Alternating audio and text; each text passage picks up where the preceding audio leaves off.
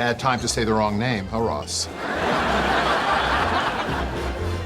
That's true. Thanks, Dad.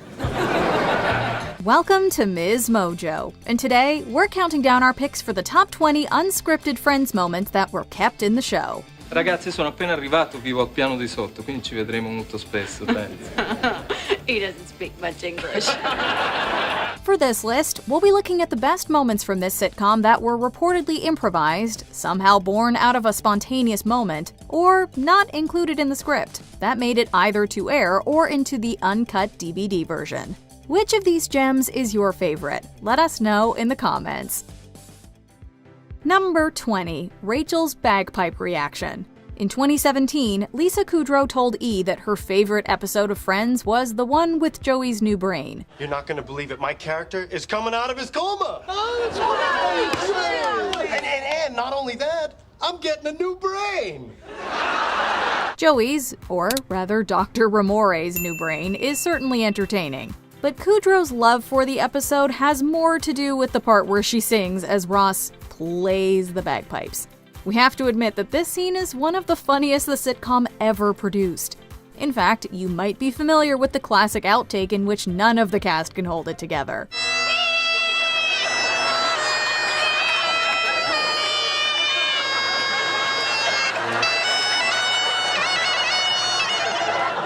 While Kudrow was able to get through it in the version that made the show, you can see Jennifer Aniston breaking again. We'd say that was unplanned.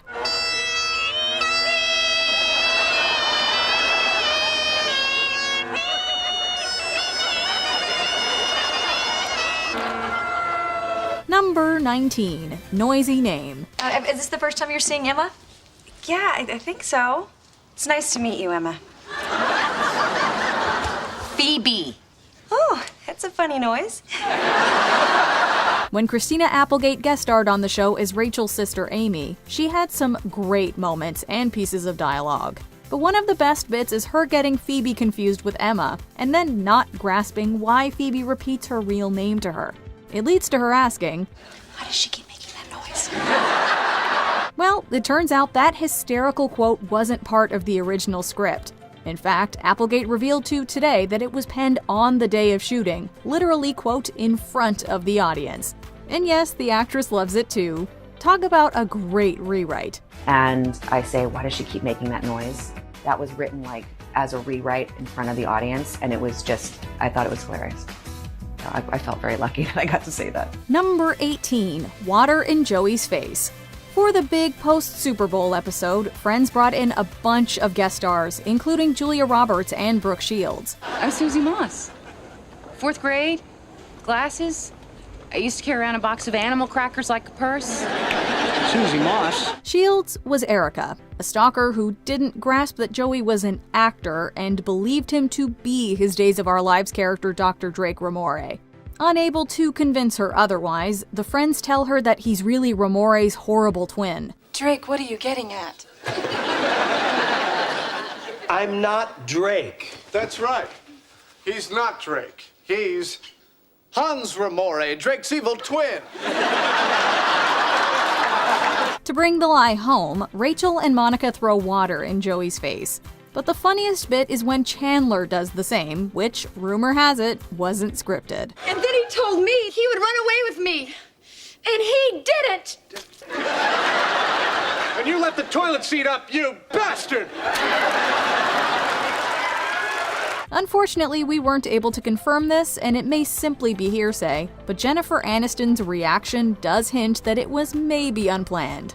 We sure hope so. Number 17. Authentic Branson. Hey, so what are you fine gentlemen in the market for? We got scarves, souvenir postcards. Check this out, huh? Oh, yeah. That's the stuff. The Friends trip to London gave us two of the most memorable moments in the show's history. There was the beginning of Monica and Chandler's love story, and, of course, Ross accidentally saying Rachel at his wedding. But it also might have given us an unscripted moment featuring one of the richest men in the world. You might remember Richard Branson as the guy Joey purchases a hat from. You're gonna make me choose between you and the hat? I choose the hat. Good choice. Thanks. Okay, look. Well, Branson reportedly struggled to get his lines right. possibly from not having properly memorized them. So as the story goes, the writers apparently ditched the script and Branson, Matt LeBlanc, and Matthew Perry improvised. He's just jealous you'll fit right in. All Londoners wear them. Oh, really? Then how come no one here anywhere is wearing one? They're all tourists. Number 16, Monkey Business. I wanted this to work so much. And I'm still in there, you know, changing his diapers, picking his fleas. But he's just phoning it in. We all remember Marcel the monkey, Ross's pet capuchin, whose stint on Friends was relatively short but certainly memorable, right? You probably also know that actor David Schwimmer wasn't a huge fan of filming with the two creatures who played the character. So I'd have monkey grubby hands all over, and it just wasn't. It was time for Marcel to off. You know? But did you know that apparently some of the capuchin's unplanned actions made it into the final cut of the sitcom? As well-trained as they were also still animals, and there's a reason the expression is monkeying around. While in many cases this led to delays in filming, there were reportedly also times where the unplanned nature of what transpired resulted in comedy gold. Marcel, would you leave my leg alone? Would you just stop humping me for 2 seconds? Marcel, would you just take him away? Just take him. Number 15, Paolo's Italian. Guarda la luna, guarda le stelle, guarda tutte le cose belle.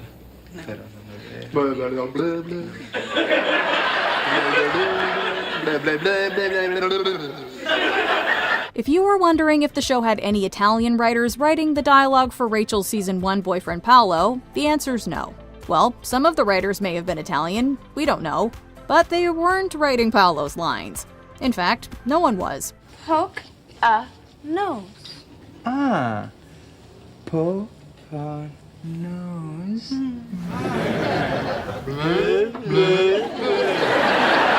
Actor Cosimo Fusco has explained that the producers gave him a directive to make up the Italian dialogue as he went. Quote, "I was asked to improvise," he said, adding that he made up most of the Italian spoken by Paolo.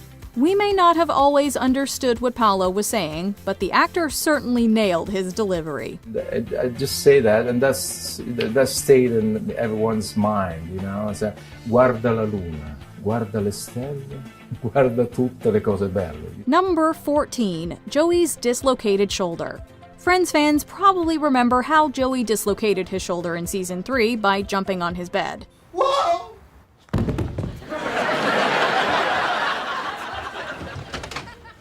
See, Joe, that's why your parents told you not to jump on the bed. But that isn't how Matt LeBlanc did it. That came while filming the previous episode.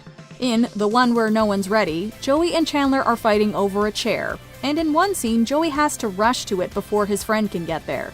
Well, the actor fell and landed awkwardly, dislocating his shoulder in the process. And I went just to jump over the coffee table and somehow tripped, and my legs went up in the air, and my shoulder came out of the socket.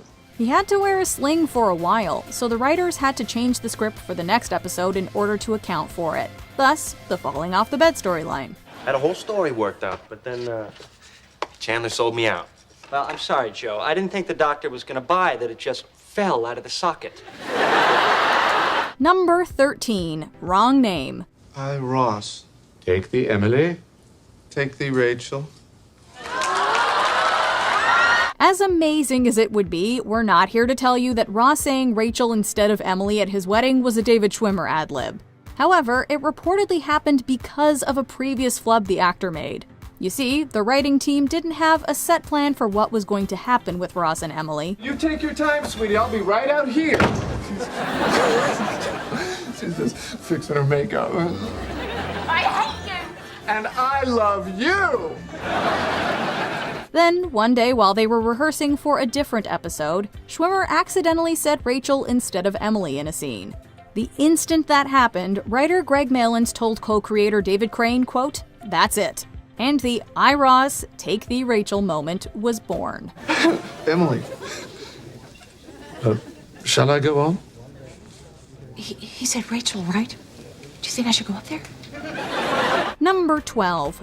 Does a bear In the season 7 episode, the one with the cheap wedding dress, Ross and Joey both start dating the same girl. Ross, this is Joey. Joey? Ross. Hi. Hi. It's nice to meet you. Yeah, I used to have a friend named Joey. I don't anymore. The ensuing conundrum culminates in a hysterical back and forth with each other, trying to embarrass the other in front of her. Needless to say, she ends up leaving the two guys alone for dinner. All right, you ever got stuck in a pair of your own leather pants? Hey, have you ever locked yourself in a TV cabinet, VD boy? Monkey lover! This led to Matt LeBlanc seemingly improvising a line that didn't make it into the episode that aired on NBC, but is in the uncut DVD version. You hungry? There's a bear in the woods.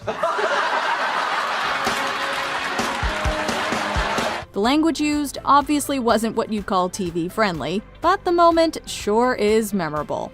Number 11, grabbing the lamp. He's talking to London. Oh my God, did he get in touch with Emily?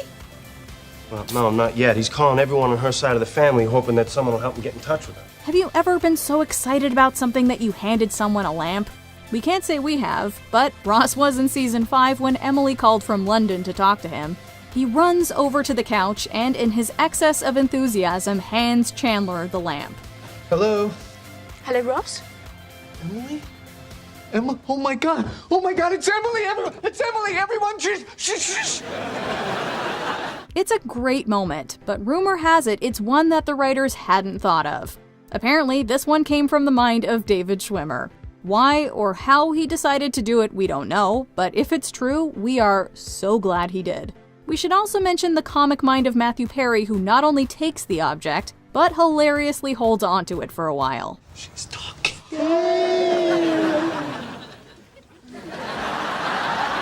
Number 10, worst hangover. Hello, Mrs. Ross. Hello, Mr. Rachel. The gang's trip to Vegas is a memorable one, but its aftermath is perhaps the most notable part. Ross and Rachel drunkenly get married, which is, well, awkward for them since they're currently in the off part of their on-off relationship. We weren't gonna miss our friends getting married. Who got married? You did? What? Wait, hello? We didn't get married? Get married? That's ridiculous. Ross's insistence on trying to make the marriage work leads her to become increasingly exasperated.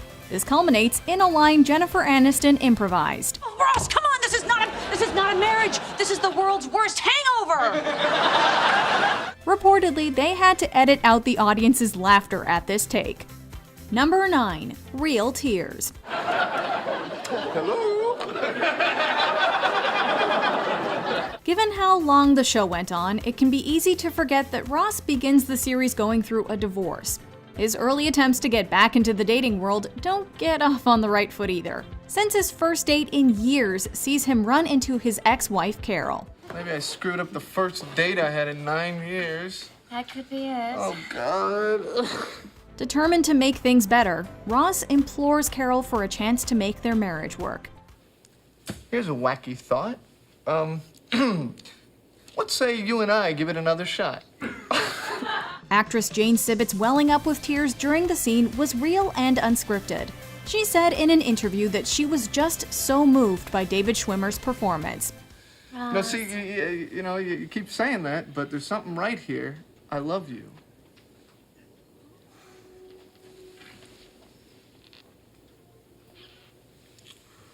This is also not the only time Sibbitt got emotional while filming. Her tears were real when she gave birth to Ben at the end of season 1, as it was filmed soon after she had given birth to a son in real life. He's here. He's a person. Oh, look at that. What does he look like? Kind of like my Uncle Ed covered in Jell-O. Number 8, prank. Yeah, you like that one? Yeah, you're funny. I'm funny? Oh, thank God. Number 7, call for Bob. This episode sees Chandler get a phone call by mistake for someone named Bob from a woman with an attractive voice named Jade. I barely had the nerve to make this call, so you know what I did? What? I got a little drunk. and naked. Bob here. Pretending to be Bob, he sets up a fake date with her and then steps in when Bob doesn't show. However, his plan goes awry as Jade calls Bob to tell him it didn't go well. So, how was he? The final scene shows Jade leaving a message on the machine, which is overheard by Joey. Here comes the beep. You know what to do. Hi, it's me.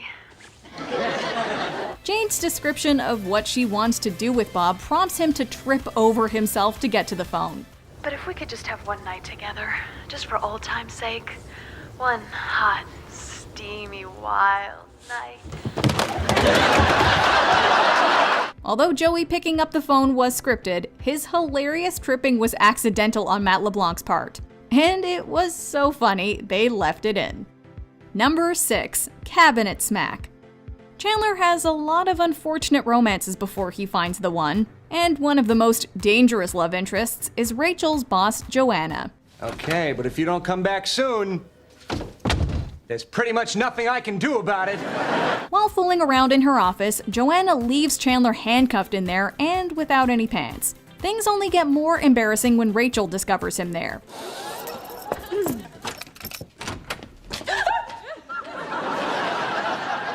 Events reach peak funny, though, when Chandler punctuates his request to be freed by accidentally opening the filing cabinet drawer he's cuffed to and hitting himself in the head.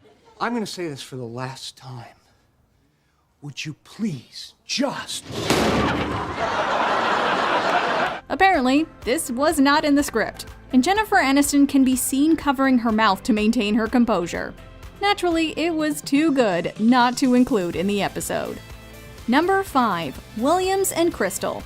One of the most memorable openings and cameos in Friends history sees two men, played by Billy Crystal and Robin Williams, enter the gang's usual coffee shop and then engage in a loud conversation. So I go over there.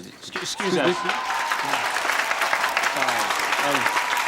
It's a little crowded. Do you mind if we sit? Yeah, could you scooch? Oh, move over just a little bit. Thank you. Thomas, played by Williams, tearfully confesses to Tim, played by Crystal, that he believes his wife is cheating on him. Hey, what is wrong with me? What's the matter? Tim, I have a feeling my wife is sleeping with her gynecologist.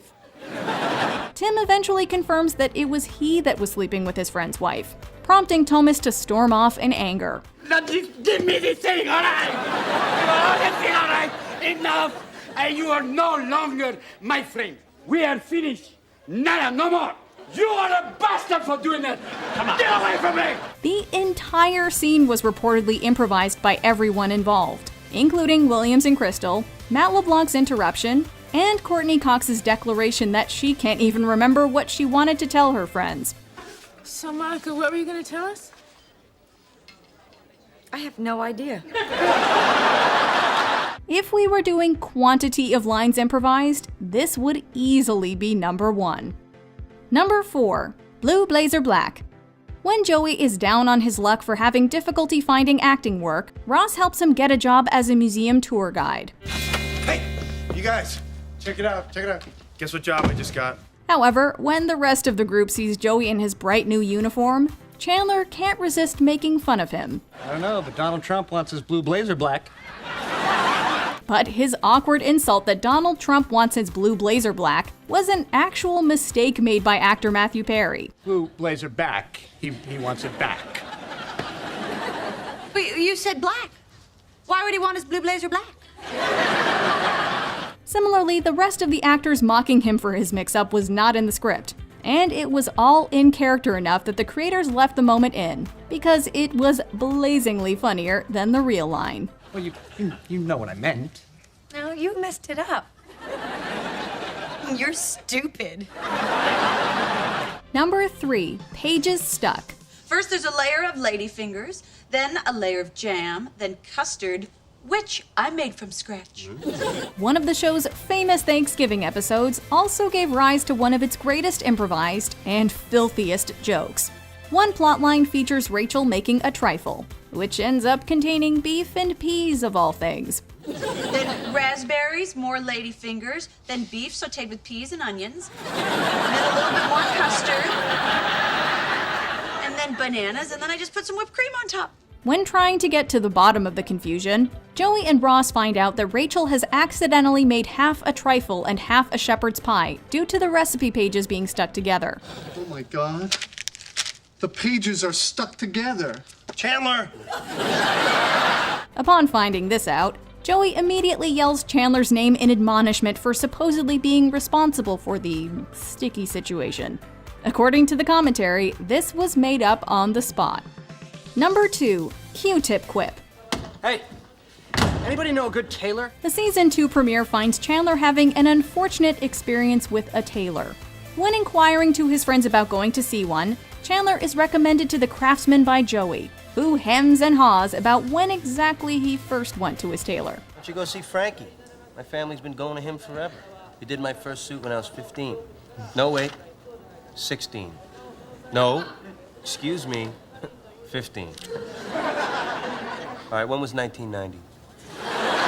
Joey's poor memory and incredibly stupid questions about when a particular year was prompt Chandler to deliver a spectacularly scathing quip about stopping a Q-tip when there's resistance in the ear. Okay, you have to stop the Q-tip when there's resistance. The remark was invented on the spot by Matthew Perry, and it remains one of the actor's favorite lines he ever said on the show. Before we continue, be sure to subscribe to our channel and ring the bell to get notified about our latest videos. You have the option to be notified for occasional videos or all of them. If you're on your phone, make sure you go into your settings and switch on notifications. Number 1, last laugh. If that falls off the truck, it wouldn't be the worst thing. As sad as the final moments of Friends are, given the 10 years of laughter and joy that preceded them, there are still, of course, some funny times. Seems smaller somehow. Has it always been purple? One such case is the final line of the series. Once everyone has packed up their things and goodbyes have been made, the gang decides they have time to get coffee. Well, do you guys have to go to the new house right away, or do you have some time? We got some time. Okay, should we get some coffee? Ever irreverent, Chandler sarcastically asks where they'll get coffee, as if they won't be going to Central Perk. Sure. Where? Matthew Perry reportedly delivered this final quip off the cuff, leaving one last mark of his own on the series. Do you agree with our picks? Check out this other recent clip from Ms. Mojo. And be sure to subscribe and ring the bell to be notified about our latest videos.